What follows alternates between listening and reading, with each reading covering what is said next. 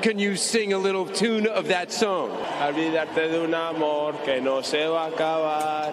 Estar con todo el mundo, na na na na na. Hello, everyone. Welcome to episode 53 of the Iga and Carlos Tennis Show. We're recording this 2 days after Miami finished, almost three, depending on where you are. But this is going to be an interesting episode for sure. I was in Miami for the full 2 weeks covering the tennis for the Tennis One app, and so I did manage to speak to both Iga and Carlos.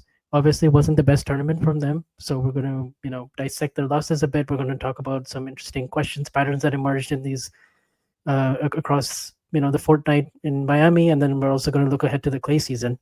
But yeah, they're definitely not the best time for these two right now, and they haven't had the greatest year overall the last 3 months based on their really high standards. Yeah, and as usual, there's so many parallels. I mean, because they didn't do that well here. Of course, there's a big difference between second round and the quarters, but I mean, the clay just kind of like is going to be our one positive thing today.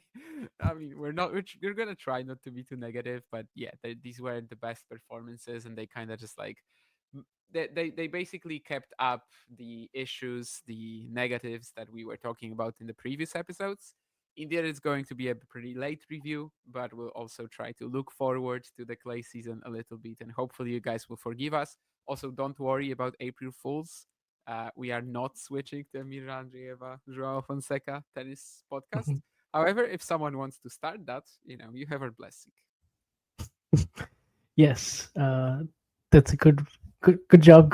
Giving the warning and the heads up, because hopefully people understood that. Yeah, and now it clears I it up. think it would have been a brilliant joke, but the fact we hadn't recorded for so long and it's not the best time for Świątek and Alcaraz, I think some people might have had like the idea that maybe, just maybe this is actually happening. But maybe that's what makes the best prank, right? That it's actually believable.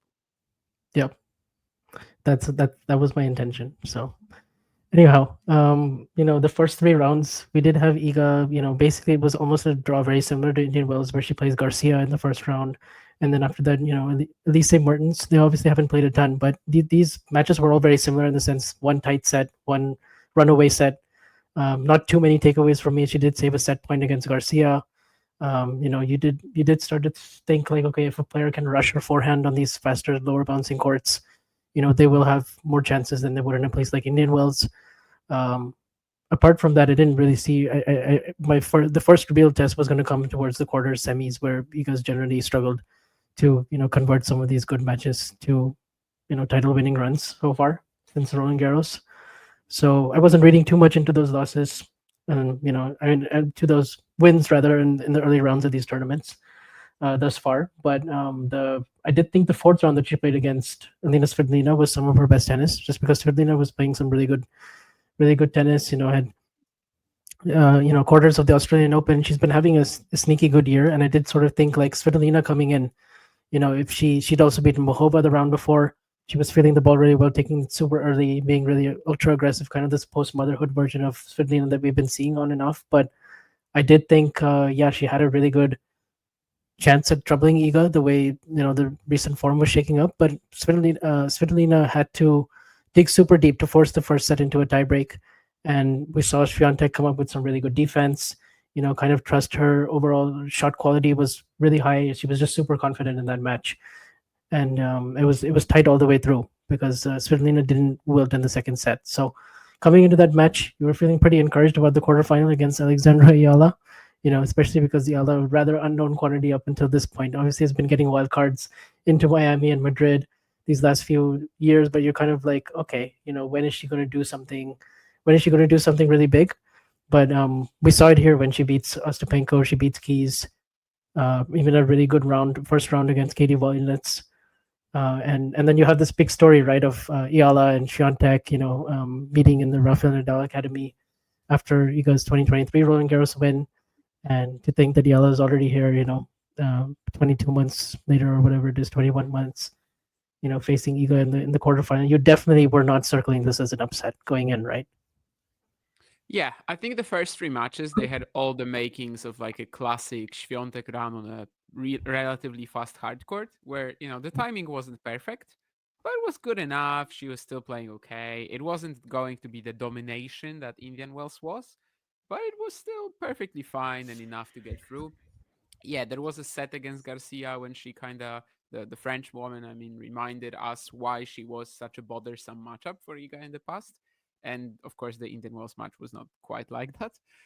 Mertens, I think most of the damage was like just self-inflicted. You know, she wasn't too clinical from that 5-2 or whatever it was lead. It was such a long while ago by now, but there was a Yeah, big lead in the opening set for Iga, and she like didn't convert it, and obviously had to go to a first set tiebreak there. I think that was mostly her doing, but again, this is not really something that we're like not used to on in conditions like this from her.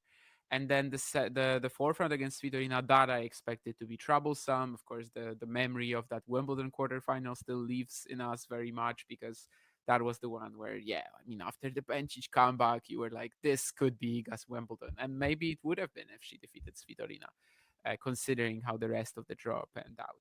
So definitely, I was expecting that to be a bit of an issue, and it was. The match honestly was played at like 3 or 4 a.m. for me, and I fell asleep more or less at the end of the first set.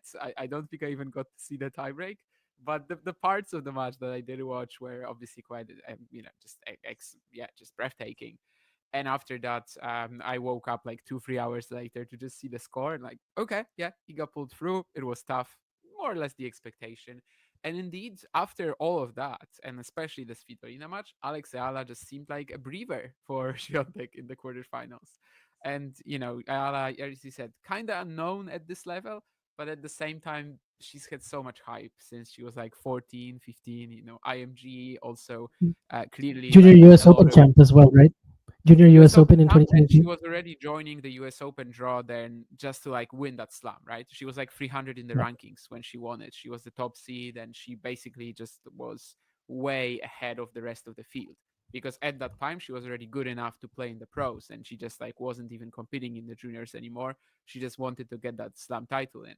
So, I think also there was a lot of hype regarding the fact that she was from the Philippines, and like it's a big market that tennis doesn't really have anything in yet, well, or at least not for a while. And that's maybe also why what led to kind of like this huge media hype for Eala ever since she was, let's say, 15. And also to a bit of a disappointment later on, because yeah, as you said, like at some point you're just wondering, when is she going to turn into something, when is she going to take that next step. Of course, she had been around 150 in the rankings for a while as well. So Yeah. that's kind of like the first point.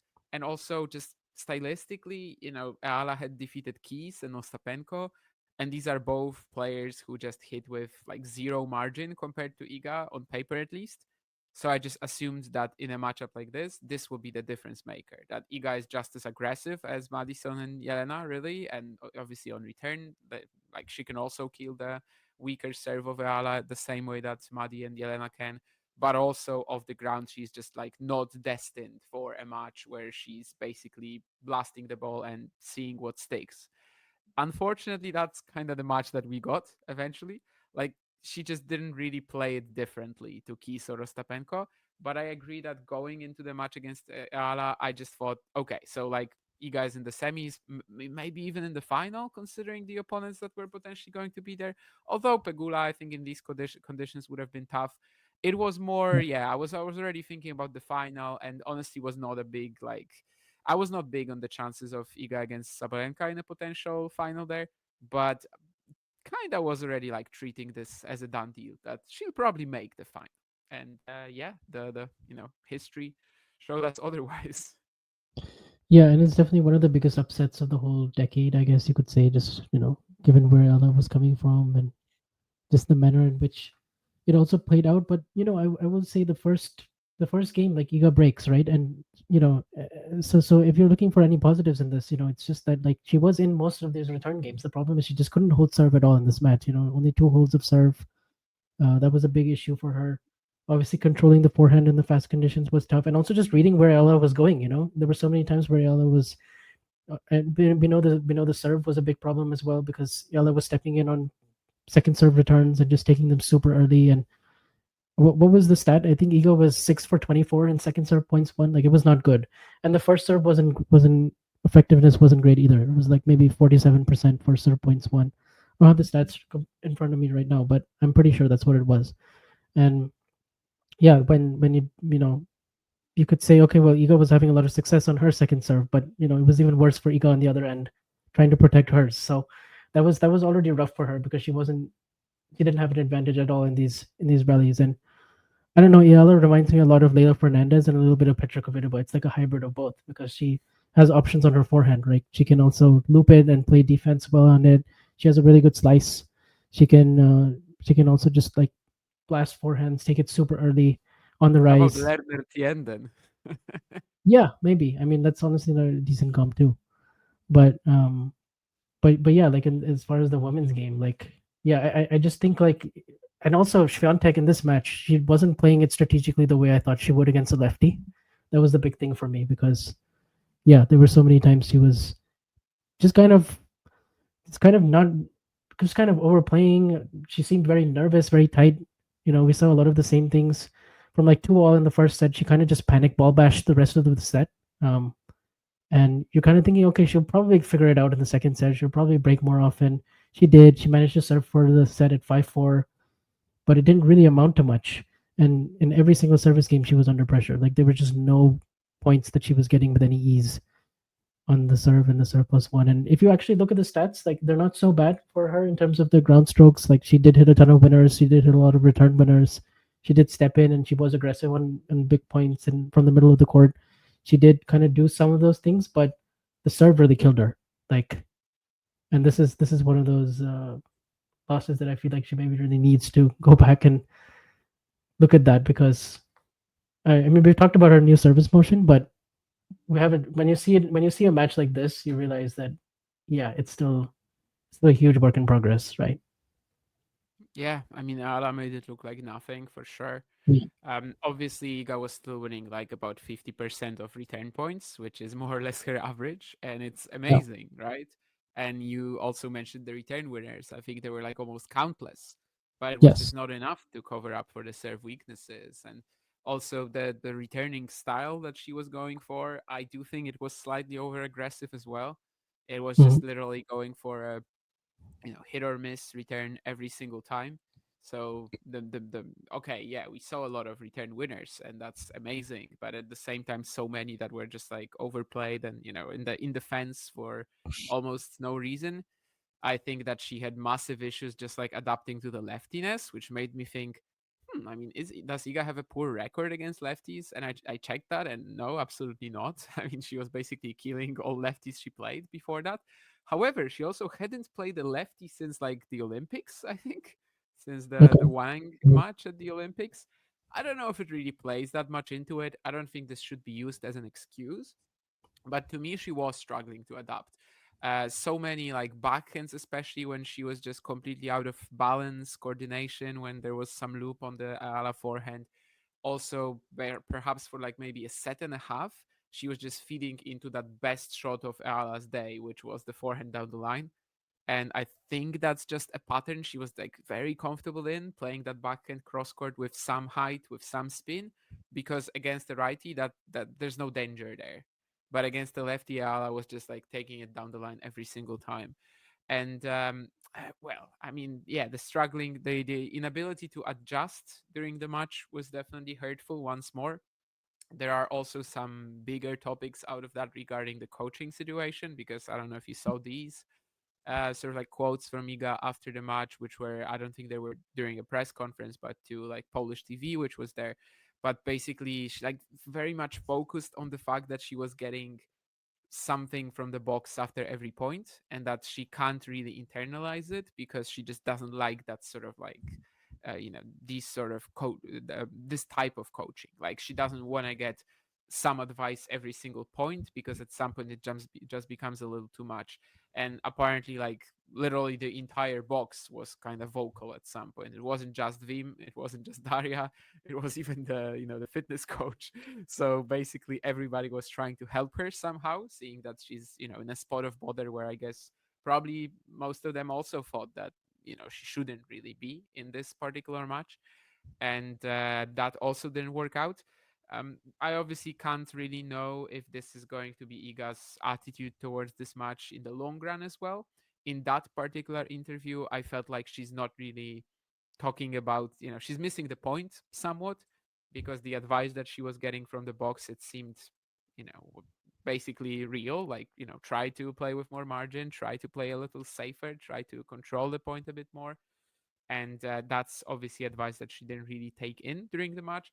It was very difficult later on as well when she got so nervous, especially in the last few games. And again, this kind of like comes back as a topic this year every now and then. I think on the previous episode I said that I don't think right now she would be winning matches like against Osaka or Sabalenka last year. That's pretty much the same right now. So it's like the conclusions from Indian Wells and from all the other losses this year. Really, I mean, they pretty much stay the same. It's just that this time we really weren't expecting it. And yeah, I guess for me, just the biggest still issue was the fact that there was like a long delay before she started adjusting to anything that Ayala was doing on the day.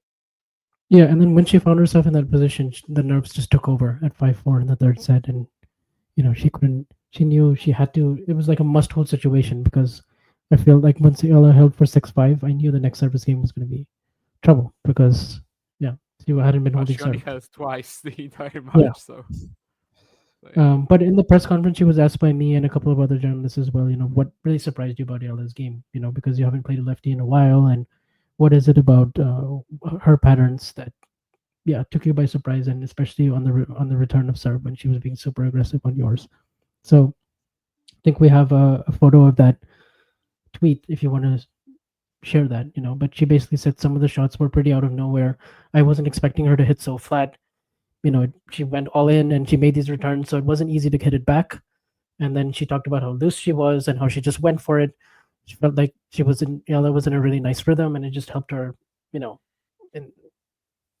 in those spots. But overall, I thought Iga's press conference when I went there, she was asked by Matt Futterman of the New York Times. You seemed very surprisingly upbeat after a loss like this, or you don't seem as down on yourself compared to other losses this year. And she's like, yeah, compared to other losses, I feel like I want to move on from this one quicker. That was her takeaway. Is like, with the clay season coming up, she says it's good to learn from some losses, but she's just excited to get back on the clay again, and she wants to just turn the page quickly.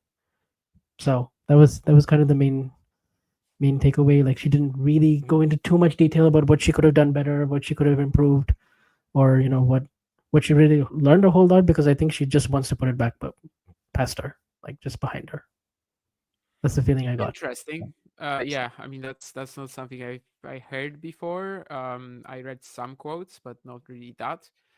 Obviously, there's a lot here to learn from, but at the same time, Yeah. it's a lot of this. It's just like same morals as the previous few losses. So I guess I don't hate that at all. I mean, it's just a match where basically everything you did, you need to do differently the next time around. So that's Yeah. fine. I mean, Iga has never been like a massive, or maybe not never, but in 2022, of course, she had that big switch where she started really focusing on herself and not the opponent as much. I remember asking her about that in Warsaw 22, and obviously that's an attitude that, like, yeah, to this day has been pretty okay. So yeah, now it's going to be a very different time of the season. Obviously, one where there's a lot of pressure, but also one that she usually excels in. So maybe it's not worth like kind of just like thinking about this one for too long. But it was definitely one of the lows so far of this season and of the last few years. I think this performance for sure. Also, Ala, I like the part about the sort of like the attitude that she had and how she really went all in. The reaction that Ala had after the win, right? Like she was just like Yeah. shocked. She literally Yes. could not believe it. The woman is dominating Iga Świątek for 90% of the match. But when the match point comes and when Iga's shot sails long or whatever the match point was, she's just like, Yeah. and it was just so real. And again, just kind of showing how this is a massive, massive upset. Yeah. Definitely. Um. So regarding her year so far, if you were to give her a rating going into the clay court season, like a grade, a report card What's the grade. scale? Like just a report card A, B, C, or D. Like what would Okay. you give her right now? Yeah. I mean, the standards for Iga are so high. They are. They are. I Yeah. had an answer in mind, and then I have to switch it. I think it has to be a D. Yeah, I was like leaning sort of a C minus, but yeah, C I was my just think initial instinct, but then I'm like, it's Iga. Like the standard is so high, not to win a title. But yeah, C and D is where I was wondering about. Yeah.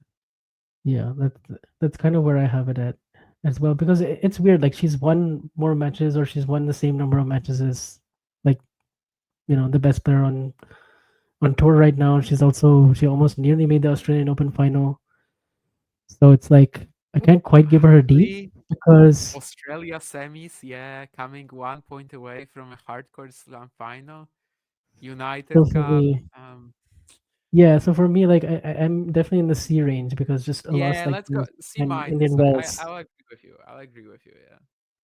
Um, but it just puts a lot of pressure now on the clay swing. But I do feel like the first couple of tournaments we might not see the best of her. In Stuttgart and Madrid. Just if you were to take her versus the field, you'd probably go with the field in those two events, and then you'd see probably by Rome and Roland Garros. That's usually where she finds her best tennis.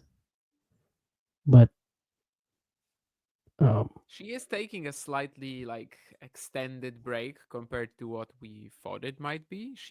Just announced literally today when we're recording this that she will not be playing the Beijing King Cup. A little disappointed personally because it would yeah, have been more fun to attend if Iga was there. I think I'm still going to. Benjic Svitolina, I know that should be plenty of fun. Obviously, the Polish team right now doesn't look the strongest with no Iga and also no Frank. So it's going to be an uphill battle. But I don't hate it. Just like let's say more neutrally, more objectively, I definitely don't hate the decision. It's gonna be good for her to just like get 2 weeks of practice in with Fisette, which ever since they started working together, I don't think they've had like major opportunity to get breaks like this. To kind of, I mean, obviously they had a lot of time early on, but then after that it's just like tournament after tournament, and you don't really get that time to prepare. So maybe they can work on some things in that 2 week stretch, let's say. Obviously the reason why I thought she might play the Beijing King Cup was the fact that the courts are going to be the same technology, same everything as Stuttgart, so it would have been pretty natural. But yeah, in the end, I think taking some time off after a part of the season, that especially March, okay, March was disappointing for her. So taking yes, some time off after that is fine.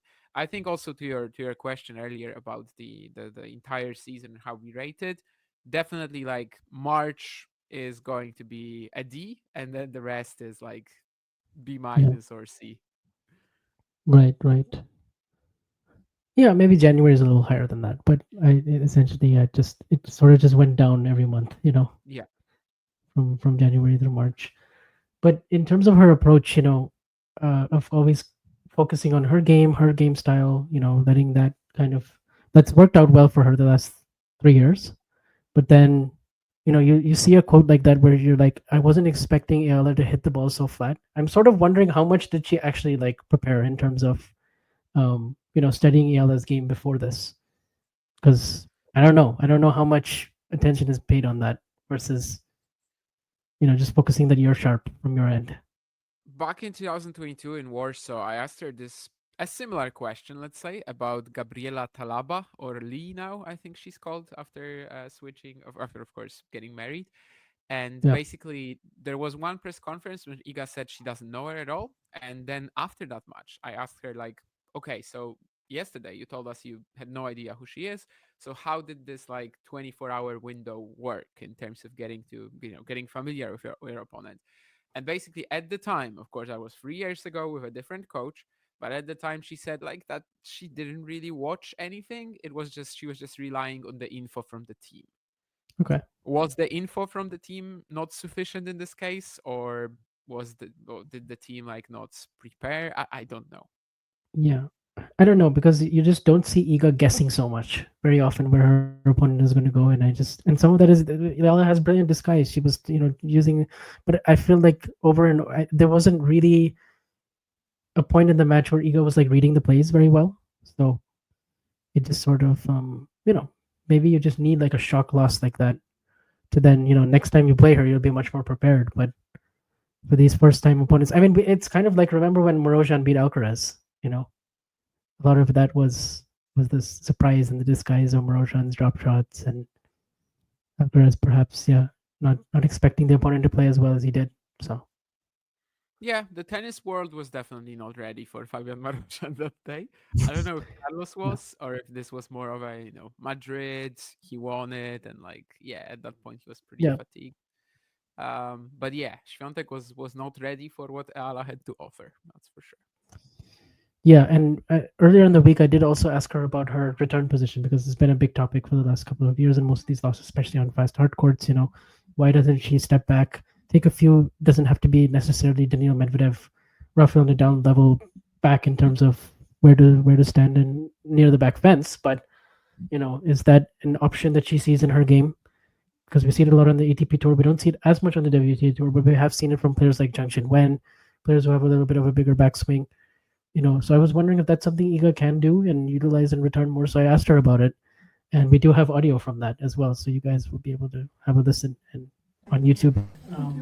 You're one of the best returners we've seen in the women's game. I'm curious, we've seen ATP players like Daniil Medvedev, Rafael Nadal, they stand way back on the return of serve. We've seen it, it's less common on the WTA side, but is this something that you maybe see as something useful you could add to your game when you're playing against some of the very best servers? Well, thanks for saying that. I think for sure it's a nice thing to have in your toolbox. I can return like that, but I feel like I can put much more pressure stepping in, and I don't feel like I'm missing a lot, so I didn't feel like I need to do that. For sure, guys, they have a little bit more power, and they are able to play, from 3 meters behind the baseline for a whole match. In women's game, when everybody is stepping in and literally playing sometimes from the baseline, I think you can lose more from that. Guys they're taking a bit more time to build the rally and figure out the tactical side. Sometimes in WTA, girls are like hitting the first ball possible, stepping in. So we don't have much time always to like come back and just build the rally. But I can return like that.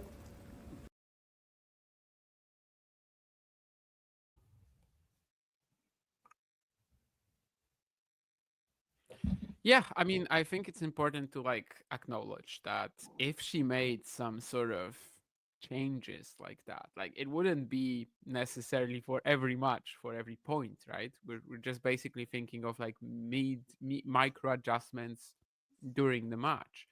And she says that I don't feel like I'm missing a lot.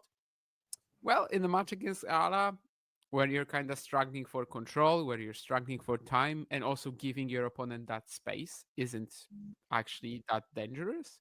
I feel like that could have been a thing because otherwise you're just maybe in danger of being Caroline Garcia in some matchups. But anyway, I mean, obviously it's also kind of weird to criticize that because Iga Świątek is still, her return stats are insane. I'm just checking that on Tennis Abstract, by the way. So shout out to Jeff as usual. But number 4 in first serve return points won percentage among the top 50, and actually number 4 in second serve as well. So I mean, is it really something we can criticize? I don't know. But at the same time, in a match against Ala, where again you're really struggling to get any sort of like foothold on the rivalry, you need that time to kind of get settled into the point. She's just not really giving herself that.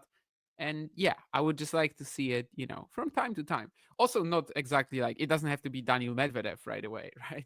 It can literally be just like Yes. 1 meter, half a meter can even make a big difference. Yeah, I didn't specify really how back, but when I said Daniil Medvedev or Rafael Nadal, maybe I could have also said like, okay, you don't have to send that far back. But I think she understood it. It was very open ended. But yeah, I do feel like sending a meter back. Sometimes giving her that little extra time on the first serves when she's not quite connecting. I think that can be a good option for her. She says she can return like that, so maybe I don't know. Maybe my question will put some kind of plant a seed in her mind about it in the future. We'll see. But as for now, I think we know where she stands, and as far as her psychology goes on the return, and how she feels like the most of the WTA players take the ball super early anyway, and that's that's just how it is. I mean, you have so many hyper aggressive returners. You think Danielle Collins is ever going to stand far behind the baseline? Like never, right? Ostapenko, same thing. So a lot of her opponents are not going to do that. Oh yeah, But definitely not against her second serve either. no, for sure. But yeah, it's just it's weird with Iga because I do feel like some of these things are always major talking points, and they have been for the last couple of years. But then you get to the clay, and then it's just different. It's just different. Like it doesn't matter as much. Yeah, watch her win 4 tournaments on clay or 3 tournaments on clay now, including Roland Garros, and yeah, by then we're entering Wimbledon, and nobody remembers about that anymore. And maybe it will be like this again. Hopefully, I mean, at this point, that's kind of, it's not a given anymore, but it's still the outcome Yeah, that, of course, is possible. for sure. Yeah. So as far as Iga goes, we'll talk about her in Stuttgart, and I guess that's also when Alcaraz will be playing Barcelona. So they're always at the same time, and yeah, we'll see how that goes for them. But Yeah, as one far as more the one more men's, thing I have before we switch is Mhm. an April Fool's prank that I saw, and it actually, it wasn't even that sophisticated. It was pretty simple, but that Yeah, April Fool's prank was a quote from Świątek about ending the partnership, the relationship, or whatever with Daria Abramovich after six okay, years. And for a brief moment, I was reading this like fact, and I was like, hmm, I have to admit, I can't say that I was like happy, but I was thinking, okay, it's interesting. Like let's see how this goes. It kind of inspired me to start thinking like what would happen if I actually saw an announcement like this. And I think I'd be less, worried, but rather looking into the future with some intrigue. That's just what I wanted to bring up. That prank, I mean, yeah, it was solid. I actually believed it for a second. So I guess on the rate of success you mentioned earlier, it was fine. all right, yeah. We saw a lot of those yesterday on just scrolling on Twitter, just especially in the tennis world, like just major announcements that are just so obviously April Fool pranks, but they're still funny. It's still one of my favorite days in the whole year. It's yeah, I'm not I a love big it every fan, year. to be honest. Just because It, there's always people who fall for it. That's why, and it's just funny. It's just funny the reaction that comes of it. So I just laugh. yeah, I guess the internet pranks are a bit better than the ones that you can do, in person. The ones in person tend to be so stupid. Like somebody comes up to you and says that your shoelace is, but and then it's not. Yeah, And yeah, no, that's just this is stupid. Also, yeah. it's pretty funny because like you cannot make a normal announcement on the 1st of April. Like if That's for true. some reason you actually need to make a big announcement on the 1st of April, nobody is going to believe it. Yeah, it does work the other way as well. But I remember getting pranked all the time when I was younger. My parents would be like, "Sorry, we've canceled this trip to the Grand Canyon. We're not going to go this year," and all this. And I believed it. I was 7 years old and I was naive, and I fell for it. That's so cruel. That's so cruel. Yes, yes. But yes, the look on my face. Yeah, I'll never forget it. Anyway, somebody else that will want to forget their Miami is Carlos Alcaraz, right? Because if we're giving Iga a C minus, I don't think we can give Carlos that much higher for his season so far. Uh, what has Carlos done this year? That's positive. Rotterdam. Yeah. Rotterdam, Yeah. Rotterdam title, Uh, but just about all the other losses, yeah, it hasn't been the best phase now. It's been an extended period of. yeah, I guess still a D. Huh? Is it a D? I think the title maybe saves it a little bit. So again, it's like a little bit of how Yeah, Iga's but it's Australian like Open, it's such an irrelevant title. I'm and I sorry. guess it was indoors as well, and he was in Okay. some trouble against Divinor Hurkacz. I guess you could give it a C minus to a C, but it's very similar to Eva. Very similar. In fact, you come out of this, yeah. You weren't expecting a round two loss to go fun. You really weren't. Um, not at all, right? I mean, Gofan is one of those players that just takes the ball super early. He's just so talented, super, just playing like how he did in 2017. But you still expect Carlos to just find a way. And some of those service games, the three games that cost him in the third set, where he's up 30 love on in the first game, he's up 30 love in the last game, trying to serve to stay in the match. And then there's also like that love 30 at 4-3, but just also not getting to break point in the last couple of sets was disappointing. The fact that he kept getting beat up by the same slider serve on the deuce side, like he did against Djokovic at the Australian Open, that was a pattern that emerged again. And I also felt like Alcaraz's feel and his touch was just way off as well. There were so many times he was coming in and approaching, trying to finish a short ball, and he just missed the volley, or he just badly missed the drop shot, or he sometimes went to it too much. So those are kind of some of the negatives I could point out. And I also didn't feel like physically he mentioned in a Spanish portion of his mixed zone that they did after the loss, which I couldn't go to because it was like 2 a.m. and it was only Spanish journalists. But I read some quotes and he was like saying that how he didn't feel like he trusted his legs in the last two sets. Like physically, he didn't seem fully on it, which is surprising for sure. That wasn't the takeaway I had when I watched it for sure. But there were just several missed chances, even despite the fact that he didn't get to break points. And I also felt like some of the vibes with him and his coaching team were also a little bit off. Like he was always just constantly searching, asking them for advice in his, in the direction, but they didn't quite adjust.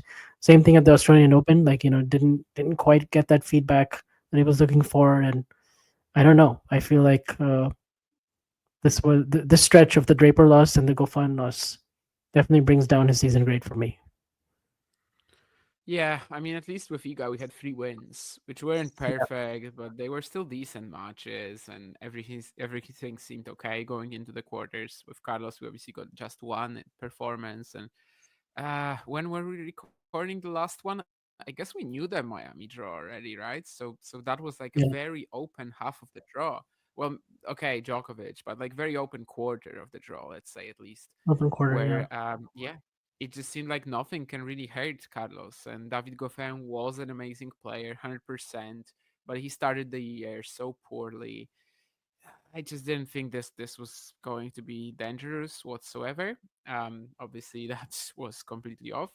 And yeah, Yeah. this was a similar match in the sense that basically the box, the fans, and everybody was screaming for like more margin. It wasn't really coming. It's interesting what you said about the legs.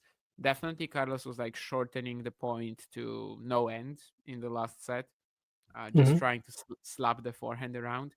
Part of that maybe was connected to what you mentioned about the touch and the feel, that he didn't really have like any other option than to try to play it like that. Of course, there were some incredible winners, but the net balance, let's say, was horrible. I think again Hmm. the last game was just a big major like opportunity miss. That again you're just losing that from a point where you're just not even asking the question. And I think it was maybe again this is so long ago, but he was maybe like 30 love up and then just losing Yes, 30 love 4-3 up. or 30 love up in the first game of the third, and 30 love up in the last games to trying to to stay in the match. yeah, Literally, and all like those he 30 loves and the love basically 30s, loses he that lost all the just games.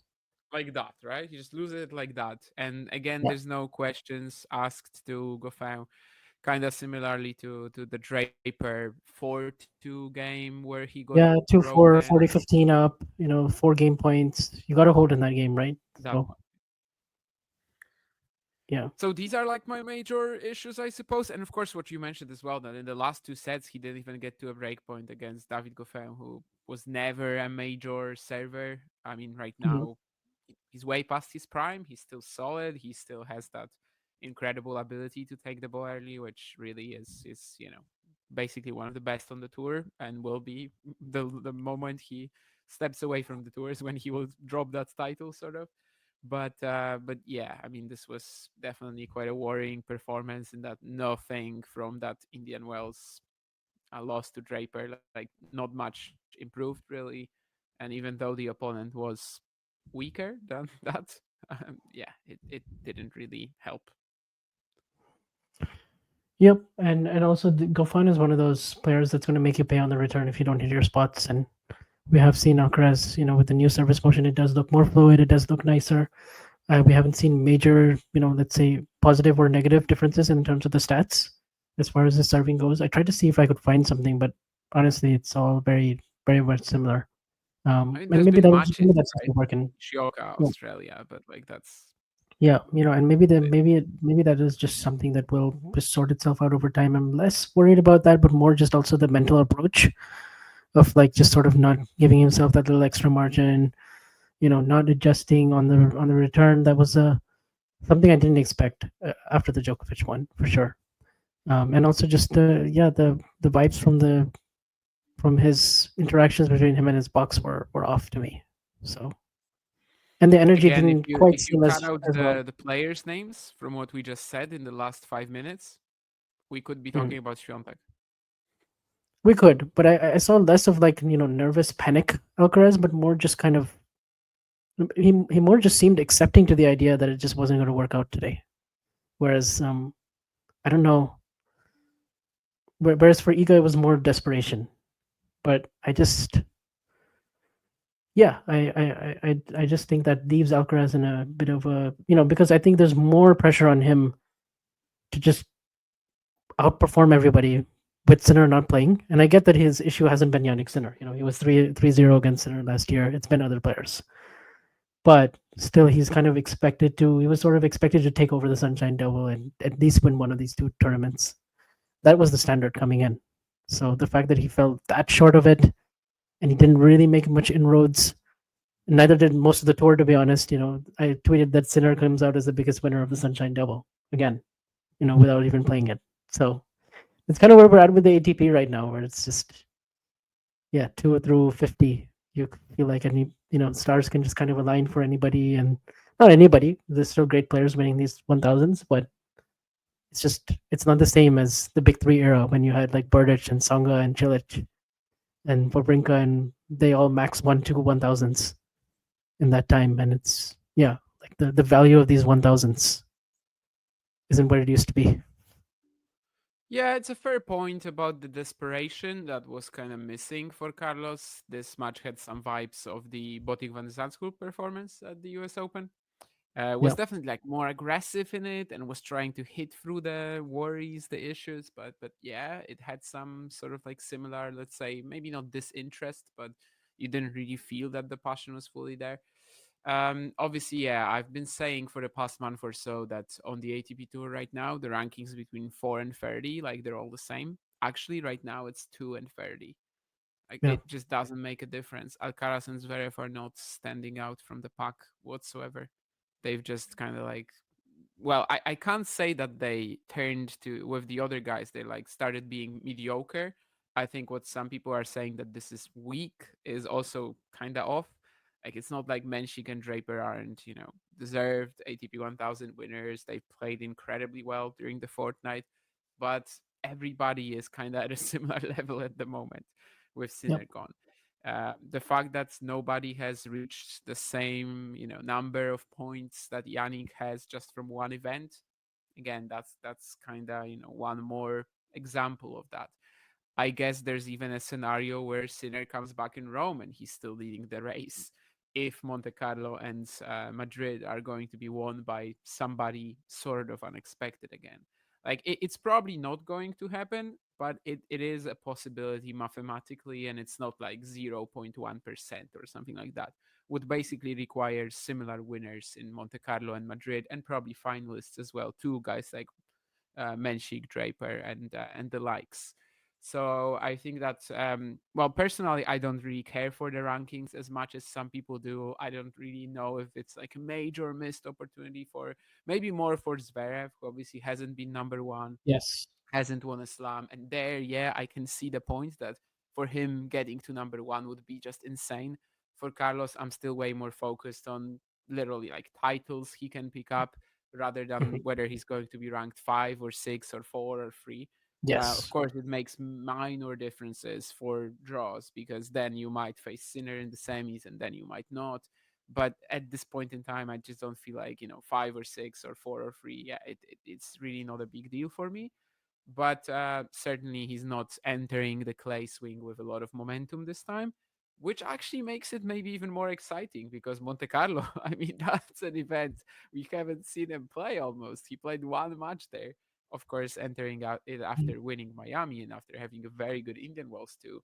And since then, he didn't even touch it. So, first time in his career, really, he's entering Monte Carlo where it feels like, this is the event where he would expect to perform well. And I guess the more, like the one positive note regarding Alcaraz's loss compared to Świątek is that he had even more time to prepare. Yeah.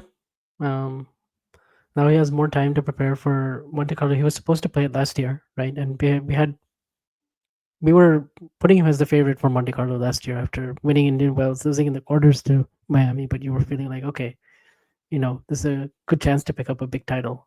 But then, of course, then the injury happens, and in a way, it's positive he doesn't have anything to defend before RG, right? That he can just pick up points in Barcelona and Monte Carlo.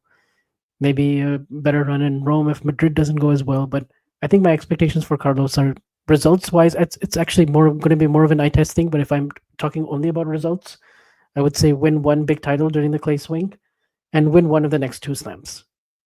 That would be reasonable expectations for Alcaraz at this point for me. I think that's a whole, let's say, that like we would be able to say nothing negative about. Like that's literally Like job win done. one of Rome, Monte Carlo, Madrid, and And then then win one one of of this stuff. one of the Yeah, next two slams coming up.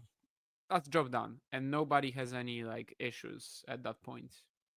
Of course, from that point onwards, it's like the part of the season where he usually doesn't perform as well. But I think, yeah, one out of the next three ATP 1000 and one of the next two slams, very satisfactory.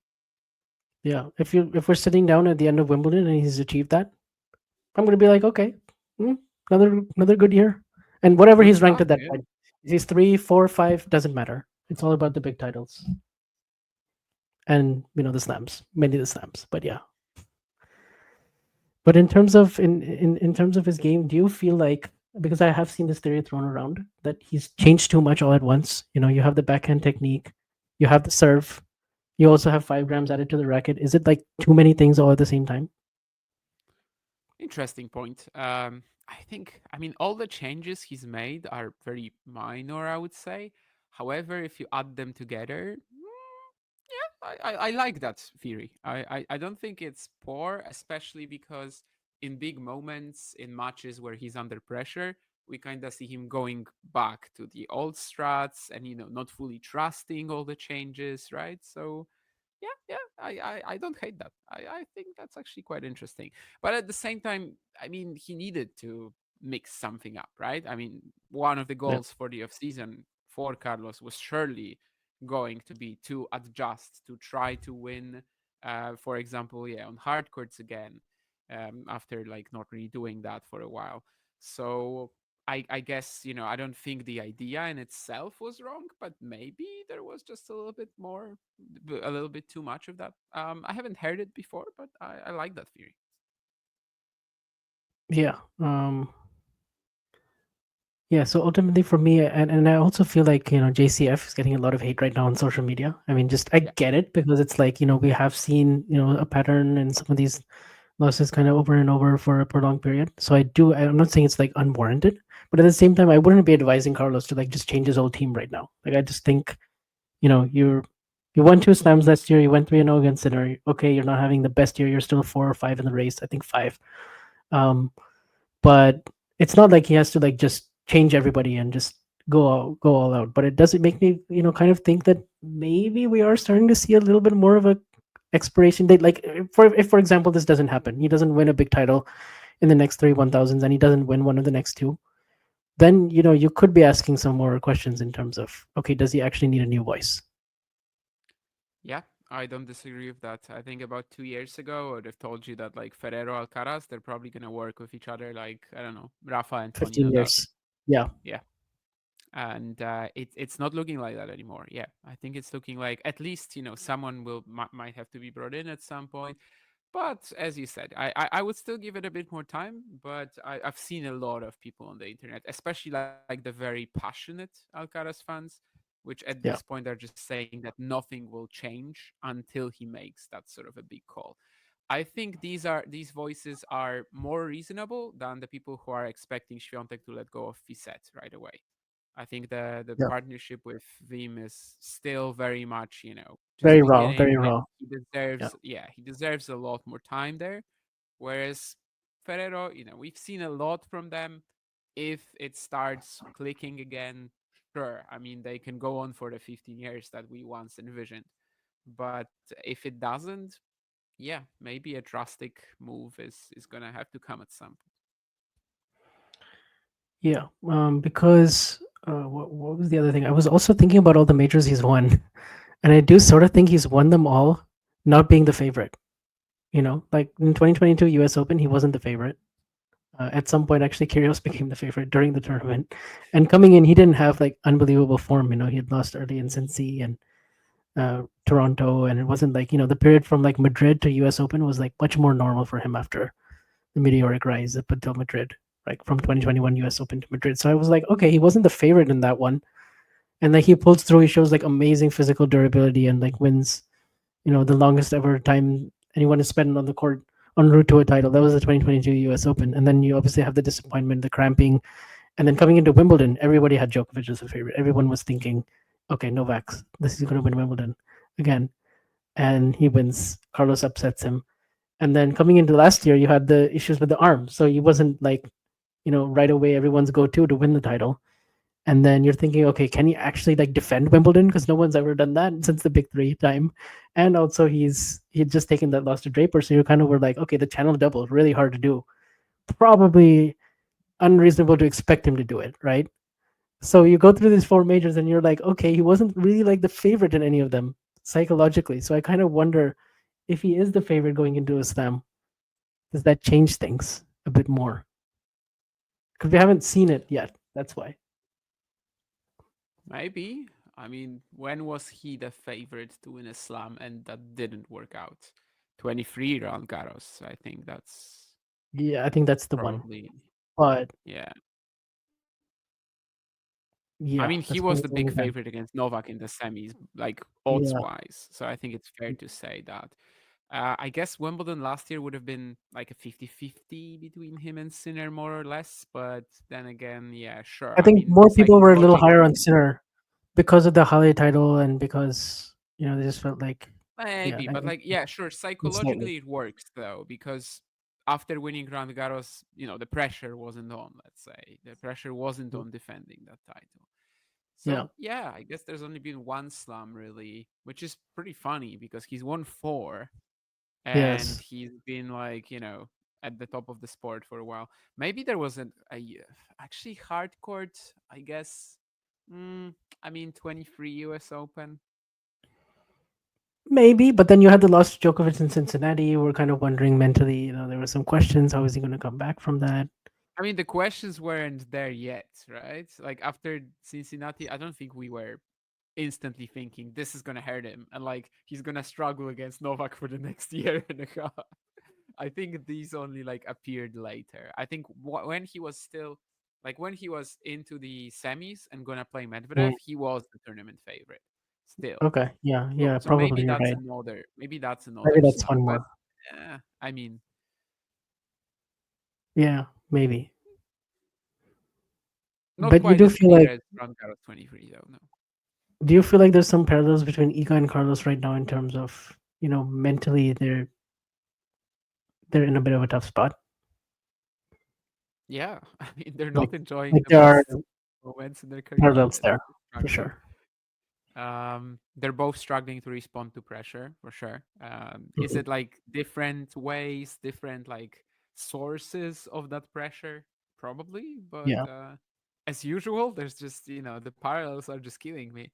Like literally, as I mentioned earlier, I couldn't believe when Yeah. we started talking about Alcaraz, and I just felt like we were repeating the same stuff. They kind of go in tandem. They do this every time, and that's why we have this show.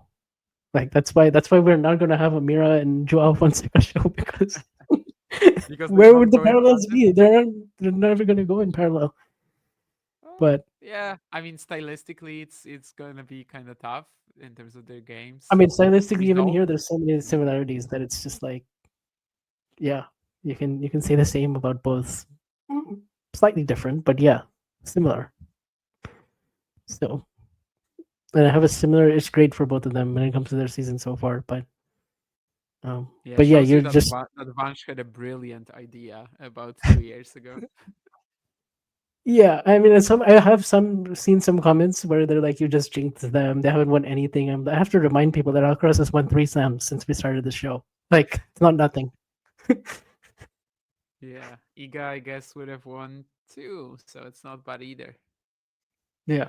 So look, yeah. So with the clay season coming up, there are these questions. This was a bit more of a negative type of show where there wasn't much. You can't really dig for positives when there aren't any, and you do have to point out the patterns that you have been seeing. So yeah, we're recording this a bit late, coming back on Wednesday, but at the same time we have another 6-7 days until Monte Carlo starts, and then just looking at Monte Carlo though, Stefanos Tsitsipas has won it 3 of the last 4 years, and that is a player who just runs into Carlos in these clay swings and basically has no answer. So it just makes you think that, like, I don't know if Carlos is right physically. If everything goes according to plan, you should expect a good Monte Carlo from him.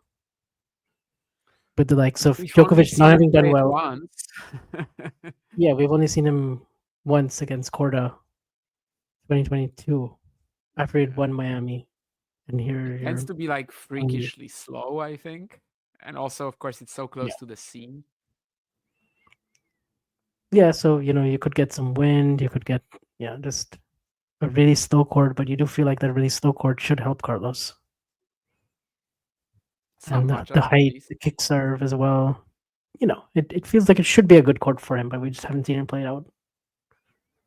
Yeah, I mean, it's definitely not bad. I think I'd take him on like a Madrid, in Madrid conditions, maybe more, even though the big hitters can be an issue there. But yeah, I mean, obviously, there's no reason why Carlos shouldn't be like in the conversation to win a clay court title, even though he hasn't been amazing of late. Yeah. Stefanos Tsitsipas, as much of a stronghold he has over Monte Carlo, he's beatable. He's not like a machine that you cannot stop. Most of these titles, they aren't like won over the best opposition. Of course, Sinner last year, but we remember how that happened and the injury in the third set. Yeah, I don't think Steph wins the match if not for that. So yeah, I don't feel like Steph is like an unkillable beast in Monte Carlo. It's probably possible to beat him.